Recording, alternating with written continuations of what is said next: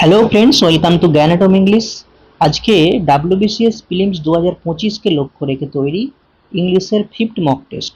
এই মক টেস্টের যে বিষয়গুলো কভার করা হয়েছে সেগুলো হলো এগুলি, যার মধ্যে রয়েছে synonyms, antonyms, confusing pairs, idioms and phrases, noun, subjunctive mood, preposition, sentence improvement, joining, assertive to negative এবং ফ্রেজাল ভার্ব। এই সাবজাংটিভ মুড থেকে কিন্তু 2022-এর প্রিলিমসে কোশ্চেন এসেছিল। তো মক টেস্টের প্রথম প্রশ্ন বলেছে, choose the word dash is closest in meaning to perspicacious. তাহলে পারস্পিকেসিয়াসের একদম ক্লোজেস্ট মিনিং কোনটা রয়েছে অপশন চারটার মধ্যে? পারস্পিকেসিয়াসের অর্থ হচ্ছে তোমার তীক্ষ্ণ বুদ্ধি সম্পন্ন, বা আমরা বলতে পারি যে শার্প ইন্টেলেক্ট, একে আমরা বলতে পারি শার্প ইন্টেলেক্ট। অপশন এতে রয়েছে পারফাংটরি। পারফাংটরি কথার অর্থ কি? আমরা অ্যাকচুয়ালি বলে থাকি যে সে দায়সারা কাজ করে। দায়সারা কাজ করে মানে হচ্ছে নামকে বাঁচতে যে কাজ করা, সেখানে আন্তরিকতার একটা অভাব থাকে। তাহলে পারফাংটরি মানে হচ্ছে আন্তরিকতার অভাব, বা গ্রাম্য ভাষায় একে দায়সারাও কিন্তু বলা হয়ে থাকে। Option D টেনাসিয়াস। টেনাসিয়াস মানে হচ্ছে সহজে হাল না ছাড়া, লড়াকু টাইপের ব্যক্তিকে বলা হয়ে থাকে টেনাসিয়াস পারসন। ফাস্টিডিয়াস মানে হচ্ছে যে অতিরিক্ত খুঁতখুঁতে স্বভাবের ব্যক্তি,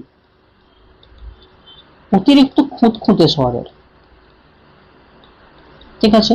এবং স্যাগাসিয়াস কথার অর্থ হচ্ছে যে অত্যন্ত বুদ্ধিমত্তা সম্পন্ন। তাই এখানে উত্তর কিন্তু অপশন বি স্যাগাসিয়াস হয়ে যাবে। নেক্সট কোশ্চেন বলেছে ইনট্রানসিজেন্ট। ইনট্রানসিজেন্ট কথার অর্থ কি? ইনট্রানসিজেন্ট কথার অর্থ হচ্ছে যে অনমনীয়, বা যেটাকে আমরা ইংলিশে বলতে পারি যে a person who is unwilling to change one's views. তাহলে ইনট্রানসিজেন্ট বলতে আমরা কি বলবো? যে unwilling to change one's views. তাই এখানে মানে হচ্ছে সে যদি তার কোনো তার যে মতামত বা তার যে নিজের দৃষ্টিকোণ, সেটাকে কিন্তু কারোর জন্য পরিবর্তন করবে না। সে অ্যাকচুয়ালি ঢিট টাইপের ব্যক্তি হয়ে থাকে, ঠিক আছে। Option D ingenious. ইনজিনিয়াস কথার অর্থ হচ্ছে যে অত্যন্ত বুদ্ধিমত্তা সম্পন্ন, বা পারস্পিকেসিয়াসের মানে এটা একটা হচ্ছে তোমার সিনোনিম হয়ে থাকে। তাহলে এটাকে আমি লিখে দিলাম যে অতিরিক্ত বুদ্ধিমত্তা, অতিরিক্ত বুদ্ধিমত্তা, ঠিক আছে। ইনডোলেন্ট কথার অর্থ হচ্ছে যে অলস, ইংলিশে আমরা লেজি বলতে পারি। আচ্ছা, ইনডিফারেন্ট কথার অর্থ হচ্ছে যে ব্যক্তি উদাসীন হয়ে থাকে যে কোনো বিষয়ে, নড়চড় সেরকম একটা জিনিস ওর মধ্যে নেই। আর ইনফ্লেক্সিবল কথার অর্থ হচ্ছে যে ব্যক্তি তার ভিউগুলোকে কারোর জন্য পরিবর্তন করে না। তাই এখানে উত্তর কিন্তু অপশন এ হয়ে যাবে, ঠিক আছে। নেক্সট কোশ্চেন কি বলেছে? 3 নম্বর বলছে the committee give only a specious explanation for the sudden cancellation of the recruitment process। দেখো, স্পেসিয়াস এক্সপ্লেনেশন বা ব্যাখ্যা কথার অর্থ হচ্ছে যদি কোনো ব্যক্তি এমন একটা ব্যাখ্যা দেয়, সেটা আপনার শুনেই মনে হয় যে বাড়িয়ে চড়িয়ে বলছে, কিন্তু এটা অ্যাকচুয়ালি সত্য নয়, এটা মিথ্যে। এই ধরনের ব্যাখ্যাকে বলা হয় স্পেসিয়াস এক্সপ্লেনেশন। তাই এখানে কি বলছে যে কমিটি শুধুমাত্র একটা এমন ব্যাখ্যা দিয়েছে, কিসের জন্য দিয়েছে না, রিক্রুটমেন্ট প্রসেসকে হঠাৎ করে বন্ধ হওয়ার কারণে একটা ফেক ব্যাখ্যা দিয়েছে, যে ব্যাখ্যাটা কিন্তু শুনতে অনেক বড় চড় মনে হলেও কিন্তু আসলে সেটা সত্য নয়। তো এটা কিন্তু উত্তর হবে option B superficially convincing but actually false.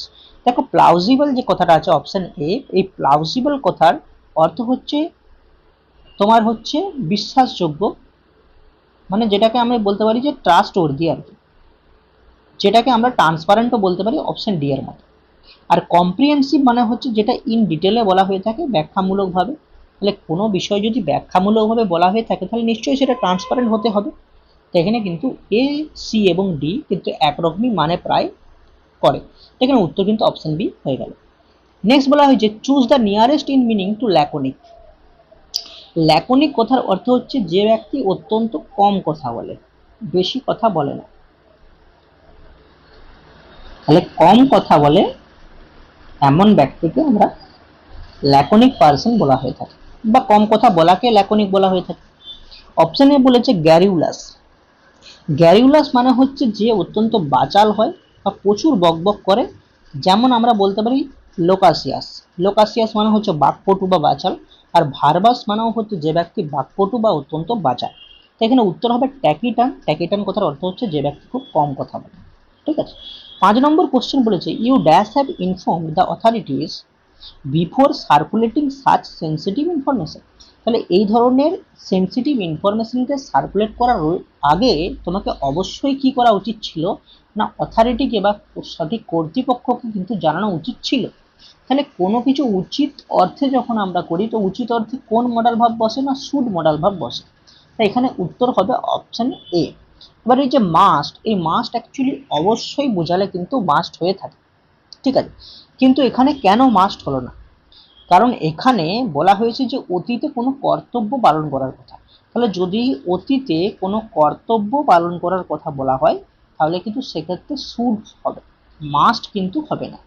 ঠিক আছে, আর মাইট কি জিনিস, দেখো মে মানে হচ্ছে পারা, আর মাই হচ্ছে মেয়ের পাস্ট কিন্তু মাইট হতে পারে, আর মে এবং মাইটের দুটোর দিয়ে কিন্তু পসিবিলিটি বোঝানো হয়, কিন্তু মেয়ের পসিবিলিটিটা একটু স্ট্রং হয়ে থাকে, কিন্তু মাইটের পসিবিলিটি মেয়ের থেকে কিন্তু কম স্ট্রং হয়ে থাকে।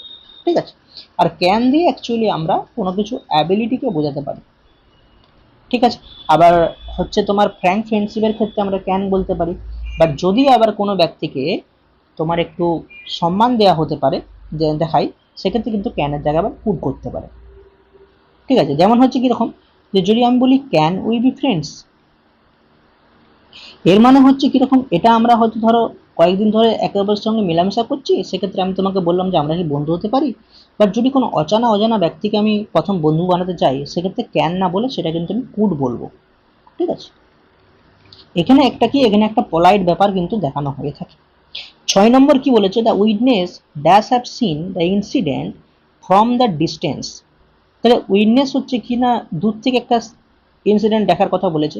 The place was completely obscured by thick fog. এইখানে তোমাকে উত্তরটা বলে দিয়েছে যে জায়গাটা কিন্তু হচ্ছে ঘন কুয়াশা দ্বারা ঢাকা ছিল। তাহলে কোনো জায়গা যদি ঘন কুয়াশা দ্বারা ঢাকা হয়ে থাকে, সেক্ষেত্রে তো অবশ্যই উইটনেস হচ্ছে ওই ইনসিডেন্টটাকে দূর থেকে তোমার দেখতে পারেনি। তাই যেহেতু দেখতে পারেনি, তাই পারা বা কোনো একটা অ্যাবিলিটি বোঝাচ্ছে, সেখানে কিন্তু ক্যান হবে। কিন্তু এখানে যেহেতু ওয়াজ দিয়ে পাস দিয়ে দেওয়া হয়েছে, তাই পুরো সেন্টেন্সটা আমাকে পাসটা করতে হবে, তাই ক্যানের জায়গায় কিন্তু কুড হবে। তাহলে কুড নট হ্যাভ সিন। ঠিক আছে, 7 নম্বর কোশ্চেন দেখো, বলেছে choose the nearest in meaning obdurate. অবডিউরেটের নিয়ারেস্ট মিনিং কি হবে?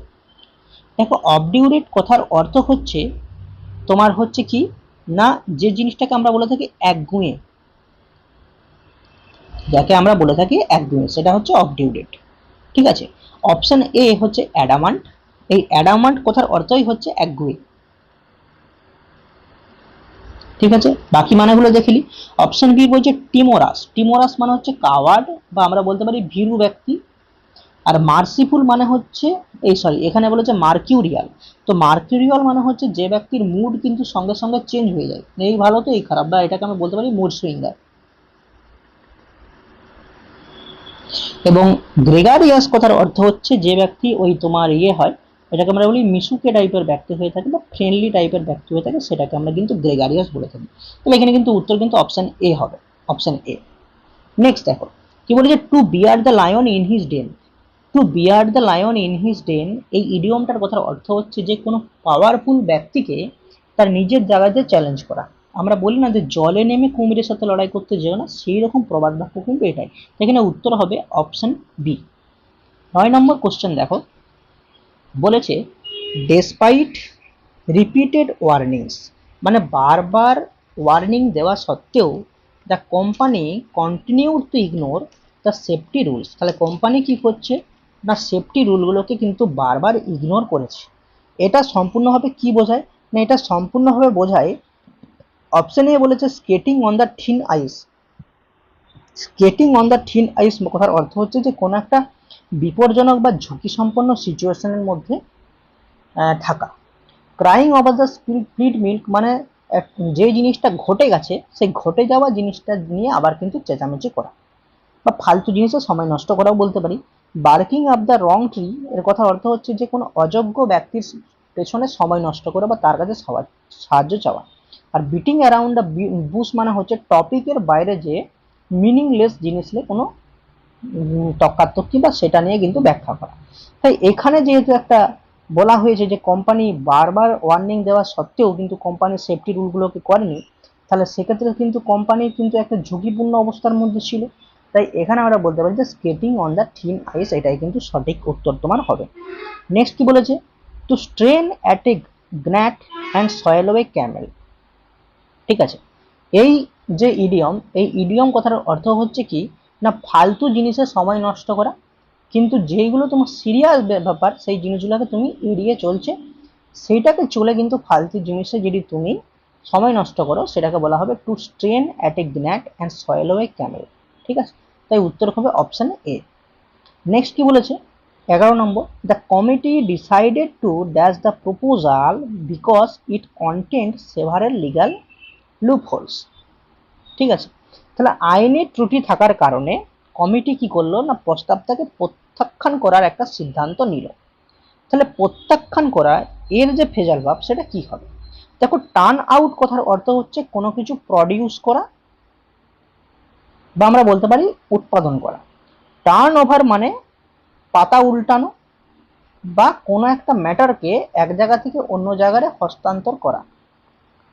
ঠিক আছে, টার্ন আপ, এই টার্ন আপ কথার অর্থ হচ্ছে কোনো কিছুকে ইনক্রিজ করা বা বাড়ানো। আর টার্ন ডাউন মানে হচ্ছে তোমার কোনো কিছুকে প্রত্যাখ্যান করা। তাই এখানে উত্তর হবে অপশন এ। ঠিক আছে, নেক্সট কোশ্চেন দেখো 12 নম্বর, বলছে two tolerate or endure. Tolerate মানে সহ্য করা বা এন্ডিওর, এন্ডিওর মানে সহ্য করা। এর অর্থ কি, put up with, put off, put across না পুট অ্যাসাইড। দেখো পুট অ্যাসাইড মানে কোনো কিছুকে সাইডে রেখে দেওয়া, মানে কোনো একটা নির্দিষ্ট তোমাকে একটা ফাইল দেওয়া হলো বা কোনো একটা বিষয় দেওয়া হলো, তুমি সেটাকে এক সাইডে রেখে দিলে, সেটার প্রতি একটা গুরুত্ব দিলে না। ঠিক আছে, সেটাকে বলেছে পুট অ্যাসাইড। আর এখানে যেহেতু বলেছে তোমার হচ্ছে টলারেট করা বা সহ্য করা, তার জন্য কিন্তু পুট আপ উইথ হবে এখানে সঠিক অ্যান্সার। আর পুট অফটা কি হবে না, পুট অন মানে জামা পরা, আর পুট অফ মানে হচ্ছে জামা খুলে দেওয়া। ঠিক আছে, নেক্সট কি, এটা তোমার অতটা ইম্পর্টেন্ট না। 13 নম্বর কি, the police looked into the matter immediately after receiving the complaint. তাহলে কমপ্লেনটা পাওয়ার সঙ্গে সঙ্গে পুলিশ কি করলো না ম্যাটারটাকে ভালো করে নজর দিল। ঠিক আছে, নজর দিল। তো এখানে বা আমরা বলতে পারি যে ম্যাটারটাকে ইনভেস্টিগেট করলো এখানে। তাই এখানে উত্তর হবে অপশন এ, ইনভেস্টিগেটেড, যার ফেজাল ভাব হচ্ছে look into. Next question 14 number, বলছে no sooner had the committee reach a decision than objections began to pour in from every quarter. এখানে কোন পার্সেন্টটা ভুল রয়েছে। দেখো নো সোনারের পরে আমরা জানি কি যে নো সোনারের পরে কিন্তু হ্যাড বসে এবং সেন্টেন্সের মাঝে কিন্তু দেন বসে। ঠিক আছে, এবার যেহেতু এখানে হ্যাড বসেছে তাই এখানে ভার্বের সঙ্গে অবশ্যই ভার্বের থার্ড ফর্ম হবে, পাস্ট পারফেক্ট ফর্মটা হবে। তাহলে এখানে কি পাস্ট পারফেক্ট ফর্ম আছে, no sooner had the committee রিচের জায়গায় কিন্তু রিচড হতে হবে। এখানে কোন অপশনটা মিলবে, রিচড এ ডিসিশন। হ্যাঁ, অপশন বি কিন্তু এখানে সঠিক উত্তর হচ্ছে। 15 নম্বর কোশ্চেন দেখা যাক। 15 নম্বরে বলছে question, no sooner had the committee reach a decision than objections began to pour in from every quarter. এর অর্থ হচ্ছে কি না কমিটি সিদ্ধান্ত নেবার সাথে সাথেই চারিদিক থেকে আপত্তি আসা শুরু হলো। তো আমরা জানি কি না নো সোনারের পরে কিন্তু হ্যাড বসে, তারপরে সাবজেক্ট বসে, সাবজেক্ট বসার পর ভার্বের কিন্তু থার্ড ফর্ম হয়, তারপর একটা সেন্টেন্স শুরু হয়, তারপর সেন্টেন্সের মাঝে ড্যান হয়, তারপর বাকিটা চলে। ঠিক আছে, তাহলে এইখানে দেখো এই কমিটি যে আছে এরপরে কিন্তু রিচের জায়গায় কিন্তু রিচ করতে হবে কারণ এখানে হ্যাড রয়েছে। তাই এখানে অপশন বি কিন্তু সঠিক অ্যান্সার হয়ে যাবে। নেক্সট 15 নম্বর বলেছে কি, the committee was reluctant dash to accept the proposal with further scrutiny. তো এইখানে প্রত্যেকে আমরা কি করি না, আমরা হচ্ছে রিলাক্টেন্টের পরে কখনো উইথ বসিয়ে দিই, কখনো অফ বসিয়ে দিই। তো এটা কিন্তু হবে না, রিলাক্টেন্টের পরে কিন্তু টু হয়, তো এখানে অপশন ডি কিন্তু হয়, তার জন্য এটা কিন্তু এক্সামে আসে। ঠিক আছে, সবাই এখানে বেশিরভাগই উইথ করে আসবে। নেক্সট কোশ্চেন দেখো 16 নম্বর, যে his remarks were not consistent dash the facts placed before the court, placed before the court। তো কনজিস্টেন্টের পরে একটা ফিক্সড প্রিপোজিশন বসে, সেটা কিন্তু উইথ হয়। তো কনজিস্টেন্টের পরে উইথ হয়, কিন্তু রিলাক্টেন্টের পরে কিন্তু টু হয়। নেক্সট কি, দ্য ম্যানেজার ওয়াজ ইন্টারেস্টেড, তো ইন্টারেস্টেডের পরে তোমার কি করবে, সবাই টু করে দিয়ে আসবে না। That's the responsibility of implementing the policy. তো মনে রাখতে হবে কি, যে তোমার হচ্ছে এই যে ইন্টারেস্ট, এই ইন্টারেস্টের পরে যদি টু হয় তাহলে সেটা বোঝায় কোনো পার্সনকে, ঠিক আছে। আর যদি ইন্টারেস্টের পরে উইথ বসে তাহলে সেটা অবশ্যই দেখবে যে সেন্টেন্সের মধ্যে রেসপন্সিবিলিটি ব্যাপারটা রয়েছে।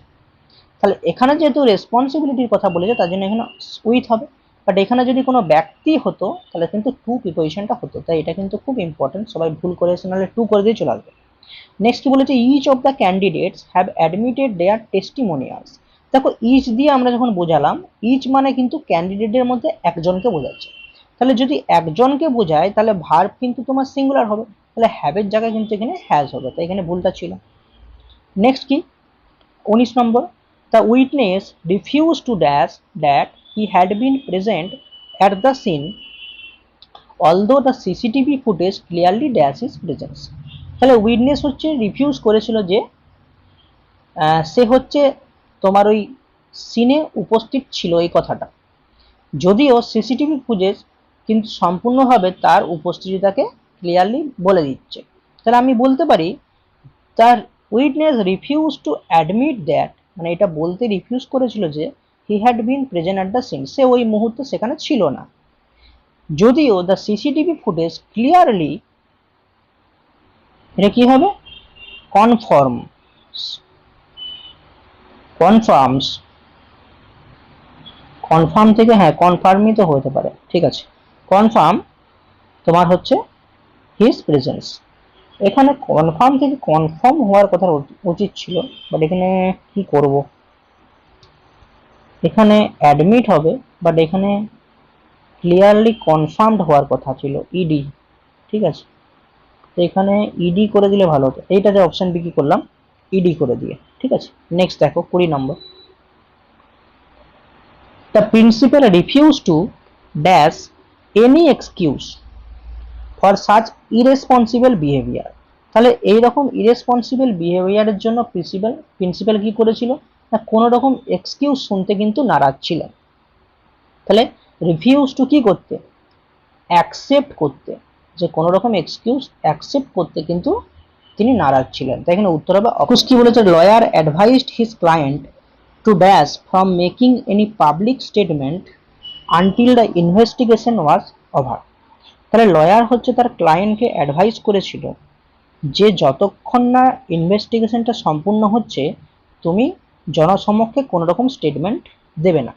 তাহলে কি করতে বারণ করেছিল, টু রিফ্রেন ফ্রম, এই ফর্মটা আছে, ফর্মের আগে কিন্তু রিফ্রেন হবে, কেন হবে না, দেখো এই যে রিস্ট্রেন, এই রিস্ট্রেন কথার অর্থ হচ্ছে তোমার কোনো কিছুকে দমন করা, ঠিক আছে।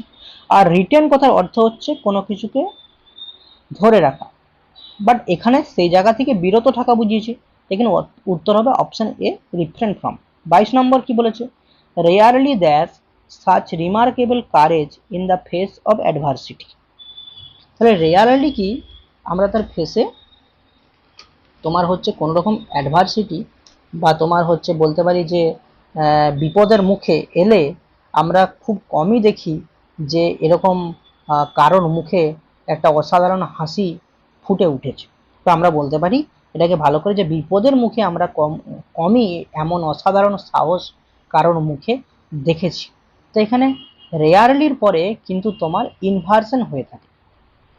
ইনভার্সনটা কিরকম জিনিস না, সাধারণত আমরা দেখি সাবজেক্টের পরে ভার্ব বসে তারপর অবজেক্ট বসে, বাট এই ইনভার্সনের ক্ষেত্রে কি হয় না, প্রথমে ভার্ব বসে তারপরে কিন্তু সাবজেক্টটা আসে। তো এখানে রেয়ারলি উই হ্যাভ সিন না করে হবে রেয়ারলি হ্যাভ উই সিন, তাহলে বি হবে। তাহলে আমরা কি শিখলাম যে রেয়ারলি দিয়ে যদি শুরু হয় মানে আমরা এক কথায় বলতে পারি যে নেগেটিভ অ্যাডভার্ব, হ্যাঁ, নেগেটিভ অ্যাডভার্ব দিয়ে যদি কোনো সেন্টেন্স শুরু হয়ে থাকে সেক্ষেত্রে কিন্তু ওটা ইনভার্সন হয়, মানে প্রথমে ভার্ব বসে তারপরে কিন্তু সাবজেক্টটা আসে।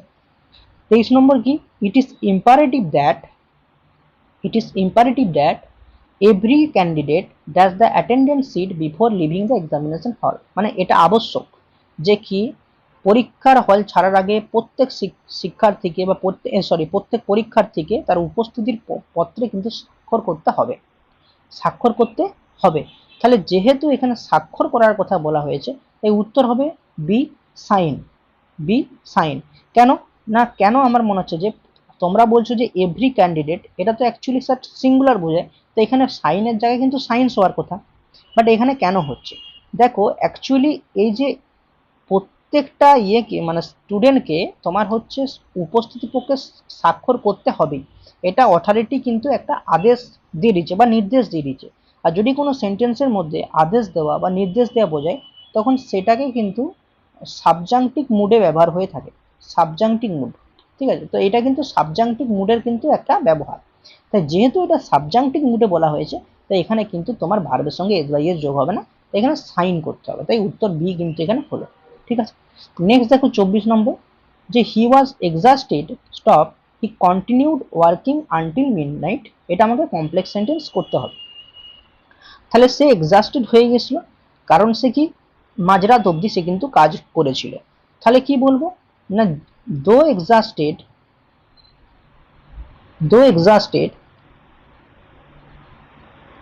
মানে এক্সস্টেড বা বিরক্তিবোধ হওয়া সত্ত্বেও হি কন্টিনিউড ওয়ার্কিং আনটিল মিডনাইট।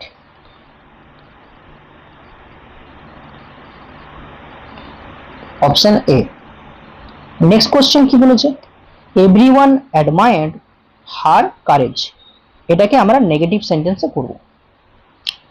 তো নেগেটিভে করতে গেলে কি হয় না, নট আনতে হয়, বাট মিনিংটা যেন তোমার এটার মতনই হয়, মানে মিনিং যেমন না বাচক না হয়ে যায়, মানে না বলেও কিন্তু হ্যার মিনিংটা আমাকে করতে হবে।